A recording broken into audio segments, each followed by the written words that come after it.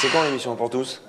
Lundi 20 janvier. C'est la nouvelle émission qui débarque demain sur France 2. Un peu stressé, mais ça va le faire. C'est à quelle heure? Entre 18h30 et 20h, la chaîne appelle à la rescousse Laurent Ruquier. Merci encore pour votre fidélité. Sa mission, sauver l'access de France 2 après le bid de Sophia Aram. Laurent Ruquier, le pompier de service de France Télé. Il n'y a pas de mauvaise surprise. Vous garantissez un minimum d'audience et un minimum de téléspectateurs ou d'auditeurs quand c'est en radio. Donc déjà, c'est une garantie en fait, Laurent Ruquier. Bienvenue sur le plateau d'On n'est pas couché. Ruquier, une machine à produire de l'audimat. Chaque samedi soir avec On n'est pas couché, il frôle les 2 millions de téléspectateurs. Mais ce n'est pas la première fois que la chaîne fait appel à lui en cas de pépin. On ne change pas les bonnes habitudes. Souvenez-vous, au début des années 2000, c'est déjà lui qui récupère la case de 19h après l'échec de Julie Snyder. Bonsoir, bienvenue. Le concept de l'émission, Laurent Ruquier et sa bande passent en revue l'actu de la journée. Une formule qui fait les beaux jours de France 2 pendant 7 ans, avec en moyenne 15% de part d'audience. Jérémy Michalak. Non, moi non plus, je suis pas très content parce que... Jérémy Michalak fait partie de la cinquantaine de chroniqueurs qui a défilé dans On a tout essayé. Pour lui, la force de Ruquier, c'est d'abord d'avoir réussi à créer puis conserver un esprit de bande. Il n'y a pas de rivalité, mais personne ne se laisse marcher sur la gueule en revanche. Et je pense qu'il est allé choisir aussi des gens qui ne mâchaient pas leurs mots, qui n'ont pas leur langue dans leur poche et qui, lorsqu'ils se font un peu titiller ou un peu attaquer, démarrent au quart de tour. Ruquier, un vrai chef de bande. C'est long hein, pour en arriver où je sais pas. C'est lui qui mène la troupe et jamais l'inverse. Dans la vie professionnelle, enfin, il fait ce qu'il veut. Et il n'écoute quasiment jamais aucun conseil. Depuis presque 20 ans que je travaille avec lui, il a dû me demander 2 ou 3 fois mon avis peut-être, et pour ne pas le suivre, et c'est ce qu'il fait avec tout le monde. L'autre recette de son succès, la mise en scène de la polémique spectacle. Monsieur Caron, vous êtes un donneur de leçons. Moi, Pas donneur de leçons, j'essaie de comprendre votre parcours. Vous essayez de nous enfumer. Ce soir-là, c'est le match entre le chroniqueur Aymeric Caron et le chef d'entreprise Denis Père. vous ne savez pas de quoi vous parlez.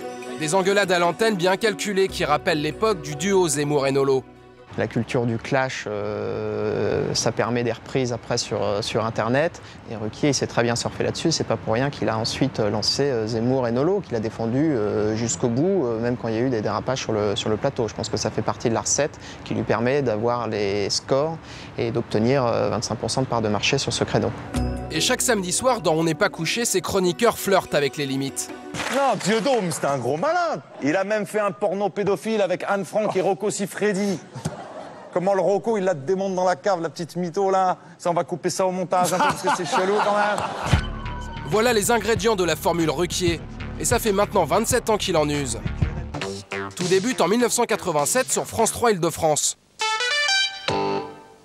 À l'époque, c'est Jacques Maillot, le célèbre chansonnier, qui le repère et lui fait faire ses débuts à l'antenne. Désormais, chaque semaine dans cette émission, un éminent politologue, le professeur Ruquier, qui va... Et au départ, c'était pas gagné. SOS Racisme a impérativement demandé à ce qu'on ne touche pas à l'huile arachide. Tout ça n'est pas très raffiné. Il a un look pas possible, quoi. Il est brut de décoffrage, il arrive du Havre. Donc, il a des lunettes pas terribles, de travers, il a une coupe de cheveux, on a envie de lui dire allez, il faut tout de suite aller chez le coiffeur. Enfin, il n'y a rien qui va. Et puis, il y a le manque d'expérience, donc ça fait accumulation des handicaps. Mais depuis, l'animateur a fait son chemin, le plus souvent avec succès, sauf une fois, en 1995. C'est l'accident industriel des news sur TF1.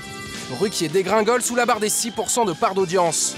L'émission programmée chaque jour à 19h s'arrête après seulement 5 numéros. Ça, c'était il y a près de 20 ans.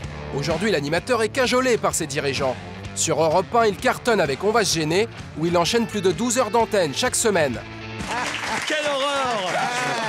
Laurent Ruquier, c'est quelqu'un qui est réglé comme une horloge, qui est une bête de travail, qui est extraordinairement régulier. Il arrive chaque matin très tôt, à la même heure, il fait sa revue de presse, il bosse avec son équipe. C'est une bête de régularité. Donc Laurent, c'est avant tout le travail. Et dans son emploi du temps, il n'y a pas que la télé et la radio. Son autre casquette, la production de spectacles. Derrière le succès de Gaspard Proust ou d'Olivier Debenoît, il y a Laurent Ruquier. Révéler les nouveaux talents est même devenu une de ses émissions sur France 2. On ne demande qu'à en rire. Qu'est-ce qu'il va nous en faire, Arnaud de sa mère, de la tradition de la galette des rois? On va le savoir maintenant, on le notera après. C'est lui qui lance une nouvelle génération de comiques comme Arnaud de sa mère. À ce stade de ma carrière, c'était le moment important, c'était le déclencheur indispensable pour franchir un palier. Donc évidemment que ça a été un tremplin, en tout cas un accélérateur de carrière incroyable. Mais aujourd'hui, l'animateur se recentre sur sa propre carrière. Oh, ça c'est normal. À partir de lundi, avec sa nouvelle émission en accès sur France 2, plus sa quotidienne sur Europe 1, et on n'est pas couché, il totalisera 23 heures d'antenne chaque semaine. Laurent Ruquier, le Stakhanov du PAF.